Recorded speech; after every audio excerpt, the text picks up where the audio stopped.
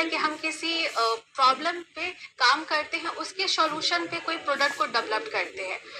तो जब हम उस प्रोडक्ट को डेवलप करते हैं तो बेसिकल तौर पर भी खर्च की एक बुनियादी तौर पे कुछ खर्च तो निकलता ही है।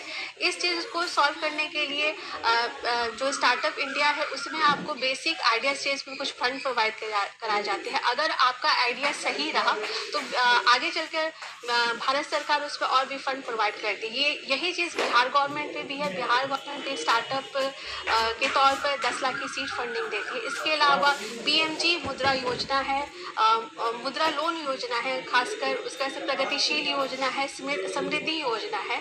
इन सारी स्कीम्स का आप फायदा उठा सकते हैं। महिलाओं का इसमें इन्वॉल्वमेंट बहुत ज़्यादा ज़रूरी है, क्योंकि हमें बीइंग एज ए फीमेल्स हमें बहुत सारी चीज़ें सब्सिडी के तौर पे भी दी जा रही है, तत्कालिक तौर पर भी, जिसमें 0% इंटरेस्ट शामिल है।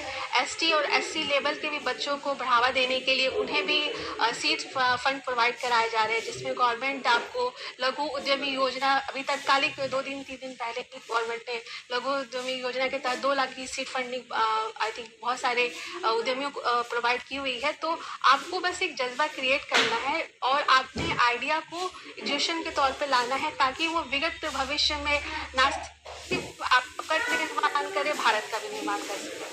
बिहार जैसे राज्यों में रूरल एरियाज़ में तो हमें उद्यमी देखने को भी बहुत कम मिलते हैं। हालांकि अर्बन एरियाज़ में फिर भी आप जैसी नागरिक उद्यमी हैं और सशक्त और सफल उद्यमी हैं। तो बिहार को नेशनली सशक्त बनाने में उद्यमियों की क्या रोल है, कैसे वो बिहार को सशक्त बना रहे हैं? भारत चूंकि कृषि प्रधान देश रहा है, आप सबको पता है, और भारत में जितनी सारी चीज़ें डेवलप्ड हुई हैं टेक्नोलॉजी के बेस पे, वो कृषि के साथ साथ दूरसंचार के रूप में भी डेवलप्ड हुई है। राइट नाउ अभी इंडिया में आई थिंक गांव-गांव में इंटरनेट पहुंच चुका है। तो जहाँ तक रूरल डेवलपमेंट की बात हो रही है, अर्बन में तो सही बात है, थोड़ा बहुत हम लोग चीज़ें समझ जाते हैं, जान जाते हैं। रूरल अगर ग्रामीण क्षेत्रों की बात करें तो ग्रामीण बच्चों को चाहिए कि वो इंटरनेट का इस्तेमाल ज़्यादा से ज़्यादा करें आज के दौर में, क्योंकि इंटरनेट पे सारी चीज़ें अवेलेबल है, स्टडी से लेकर के, चूँकि अभी डिस्टेंस लर्निंग की पढ़ाई भी की जा रही है। और उसके साथ साथ आपको बाकी जो चीज़ें हैं इनरोल करने के लिए, चाहे वो आपको मटेरियल्स अगर चाहिए होते हैं तो वो आप ऑनलाइन जाके देख सकते हैं कि आपको चीज़ें कहाँ पे इजीली प्रोवाइड कर रही है, कि इवन लो कॉस्ट पर भी आपको कहाँ पे दी जा रही है, उसके भी सारे डाटा आपको नेट पर मिल जाते हैं। तो बहुत ज़रूरी है कि आप इंटरनेट का इस्तेमाल करिए सही दिशा में खासकर। उसके साथ साथ ज़रूरी है कि जो बेसिक चीज़ें हैं आपको, अगर आप आईटी से हैं तो अपने आईटी चीज़ों को डेवलप करिए। अगर आपने बायो पढ़ा हुआ है तो बायो की चीज़ों को डेवलप करिए। कृषि में अगर इन्वॉल्वमेंट्स अगर भारत में ज़्यादा होता है तो आने वाले कल में चूँकि हमारा देशी बेस इसी पर बना हुआ है, तो रूरल बच्चों को चाहिए कि वो कृषि में जा कर के इनोवेटिव चीज़ें बनाएं, कृषि के नए तौर तरीकों को डेवलप करें। साथ में जो बीज जो तकनीक होती है उस पर भी वो काम कर सकते हैं। इसके साथ साथ अगर वो मेंटरशिप चाहते हैं तो बहुत सारे इंक्यूबेशन सेंटर है जो ऑनलाइन भी चीज़ें प्रोवाइड करते हैं, तो ऑनलाइन भी उनके साथ वो जाके इनरोल कर सकते हैं। तो आज के दौर में गांव और शहर का जो फ़र्क है वो कमतर होते जा रहा है। चीज़ें गांव में भी मिल जाती है और शहर में भी मिल जाती है। ज़रूरी रहता है कि हम उन चीज़ों में अवेयर रहें और इनरोल करते हैं, सबसे बड़ी बात है। और एजुकेशन के तौर पे भी देखें तो अगर 1 साल का ग्रामीण जो लोग हैं जिन्हें स्टार्टअप या एंटरप्रेन्योर्स का मतलब नहीं पता रहता है, तो बहुत सारे ऐसे स्कूल्स एंड कॉलेजेस हैं या इंडिया लेवल पे भी है या आई थिंक इंटरनेशनल लेवल पे भी है, जो आपको ऑनलाइन शॉर्ट टर्म कोर्सेज कराते हैं एंटरप्रेन्योरशिप डेवलपमेंट पे। आप चाहे तो भी ज्वाइन कर सकते हैं और अपनी चीज़ों को समझ करके ही आगे बढ़िए उद्यमिता के तौर पर, तो ज़्यादा बेहतर रहता है। जैसा कि हम जानते हैं कि शहरी क्षेत्र में तो एंटरप्रेन्योरशिप या फिर स्टार्टअप कल्चर धीरे धीरे बढ़ रहा है, मगर ग्रामीण क्षेत्र में युवाओं को प्रेरित करने के लिए क्या कुछ कदम उठाए जा सकते हैं? ग्रामीण क्षेत्र के जो छात्र होते हैं उन्हें चीज़ों में स्पष्टता होना बहुत ज़रूरी होता है, क्योंकि हम लोग गांव से रिलेट करते हैं हर कोई। ग्रामीण में होता है कि लोग कहते हैं कि ग्रामीण में टेक्नोलॉजी आना बहुत दिक्कत की बात है, बट ऐसा होता नहीं है। अभी एंटरप्रेन्योर्स के नाम पर बहुत सारे इंस्टीट्यूशन है, जो हैदराबाद में कुछ इंस्टीट्यूशन है जो आपको बेसिक चीज़ों पे काम करा रहे हैं, जो चीज़ आपकी रिक्वायरमेंट्स, अगर आप खेती के तकनीक को भी जानना चाह रहे हैं तो क्या ये पॉसिबल है, जो पारंपरिक हमारे तकनीक है उससे हम बेहतर कुछ और सीख सकें या जान सकें। तो ये चीज़ अगर सीखने की इच्छा है तो आप कुछ चीज़ों में कोर्सेज है उसमें इनरोल करिए। अदरवाइज जैसे मैंने बताया कि अटल युवा मिशन से वहाँ पर भी आपको मेंटर्स मिलते हैं जो आपको उससे संबंधित चीज़ों में जानकारी प्रोवाइड कराते हैं।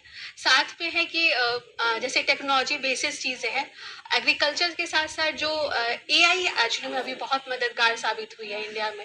एआई के तौर पे भी अगर आप जुड़ना चाहें और उसमें भी जो शॉर्ट टर्म्स कोर्सेज होते हैं ऑनलाइन के थ्रू आप करके उसमें भी आप उद्यमिता को बढ़ावा दे सकते हैं। मैम आपने बहुत अच्छे से बताया कि कैसे ग्रामीण और शहरी क्षेत्र के बच्चे इंस्पायर हो सकते हैं।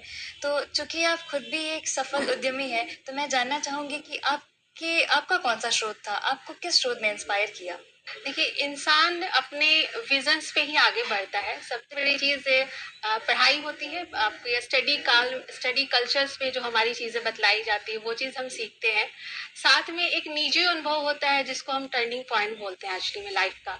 तो मैंने बाकायदा पटना वुमेन्स कॉलेज से डिज़ाइनिंग की पढ़ाई की, तो वो मेरे लाइफ का सबसे बड़ा टर्निंग पॉइंट रहा। मुझे ये चीज़ पता चली पढ़ाई के दौरान कि क्रिएटिविटी कितना आपको इनरोल करती है चीज़ों में। अगर आप निर्माण करना चाहें, अगर आप चीज़ों को अच्छे तौर पे प्रेजेंट करना चाहें, तो ये डिज़ाइनिंग की फील्ड में मैंने सबसे पहली चीज़ें सीखी है।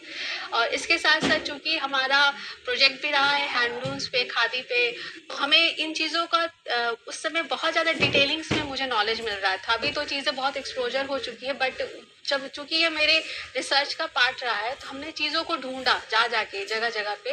बिहार में बहुत सारे से क्षेत्र हैं जो ग्रामीण जो एरिया है उसमें वीविंग्स की चीज़ें बतलाई जाती है और होती है, वहाँ प्रोडक्शन होता है। तो हम वहाँ पर गए, हमने रीच आउट किया, हमने चीज़ों को समझा कि कैसी चीज़ें बनाई जा रही है, क्या क्या चीज़ों में क्या क्या मटीरियल्स यूज़ होते हैं। और चूँकि ये पारंपरिक हमारी कलाएं हैं, तो हमने उस पारंपरिक कला को समझा जाना और फिर सोचा कि इसको क्यों ना हम अपनी स्वरोजगार में से हम इनरोल करें। आई थिंक प्रोडक्ट को बेचने के लिए एक तकनीक होती है वर्ड ऑफ माउथ। अगर जैसे आपके कस्टमर बनते हैं, जो चीज़ें आप उन्हें बेचते हैं, अगर वो चीज़ें कस्टमर को पसंद आती है तो वो 4 लोग को और प्रमोट करते हैं आपके प्रोडक्ट्स के लिए। तो ये भी एक वर्ड ऑफ माउथिंग भी होता है एडवर्टाइजिंग का तरीका। बेसिक है कि आप प्रोडक्शन सीखें और फिर उस प्रोडक्ट्स को आप बना करके बेचना भी सीखें। मार्केट भी प्रोवाइड आपको खुद से कभी कभी जनरेट करना पड़ता है। अभी तो राइट नाउ सेंट्रल गवर्नमेंट बहुत सारी चीज़ें एग्जीबिशंस वगैरह लगा रही हैं, आप वहाँ पर जाके अपने प्रोडक्ट्स बेच सकते हैं, ऑनलाइन के थ्रू भी बेच सकते हैं।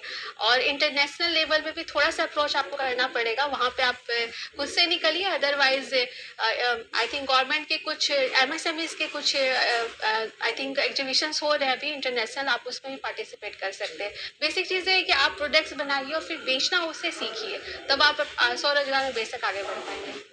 मैम आपने अभी बताया कि आपके और खादी के जुड़ाव के बारे में कि कहाँ से आपने शुरुआत की। अब मैं चाहूँगी कि आप हमारे दर्शकों को बताइए कि भारत में खादी का क्या महत्व है? खादी का जो इतिहास रहा है बहुत ही पुराना है, और खादी जो फैब्रिक है वो अपने आप में हेरिटेज फैब्रिक मैं उसको बोलती हूँ। क्योंकि खादी का पहनावे से ही बस ताल्लुकात नहीं रहता है, खादी का हमारे विचारों से भी ताल्लुकात है। और ये हमारे रिच हेरिटेज जो कल्चर जो इंडिया का रहा है शुरू से, वो उसे रिप्रेजेंट करता है। आई थिंक हड़प्पा संस्कृति से लेकर के अभी तक जो पारंपरिक जो वीविंग की तकनीक है जो अभी भी अपनाई ही जा रही है, जो 400 साल पुरानी तकनीक है वो अभी भी राइट नाउ अपनाई जा रही है।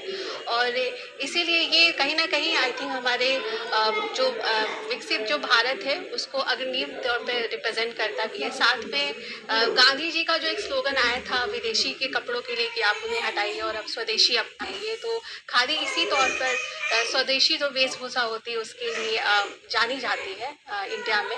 और खादी को अगर आप अपनाते हैं तो सबसे बड़ी बात है कि आप अपने कल्चर को अपनाते हैं, अपनी चीज़ों को आप पसंद करते हैं और अपने सांस्कृतिक धरोहर को जिंदा भी रखते हैं। साथ में एक चीज़ है कि खादी चूँकि सस्टेनेबल फैब्रिक एक्चुअली में होता है, वो ज़ीरो वेस्ट भी प्रोडक्ट प्रोड्यूस करता है। तो राइट नाउ जो पॉल्यूशन का एक दौर हमारे पूरे ऑल ओवर इंडिया को परेशान करके रखा है, तो ये जीरो वेस्ट के साथ साथ इको फ्रेंडली है, इन्वायरमेंट फ्रेंडली है और स्किन फ्रेंडली भी है। तो मैं तो चाहूँगी कि हर कोई खादी पहने और खादी को अपनाए और खादी की गुणवत्ता को भी पहचाने। मैम चूँकि आप खुद भी एक सफल उद्यमी हैं, तो आपके इस सफ़र में आपकी क्या-क्या चुनौतियाँ रही थी? साथ ही उन चुनौतियों को आपने किस तरीके से पार किया?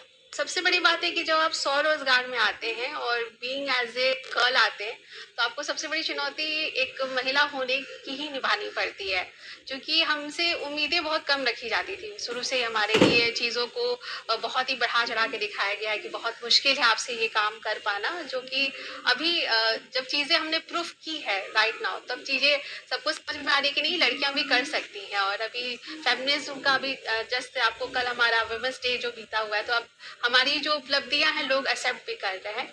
तो बीइंग एज ए गर्ल मेरे लिए सबसे बड़ी चुनौती थी खुद को साबित करना, और मैंने उसको बाकायदा साबित भी किया।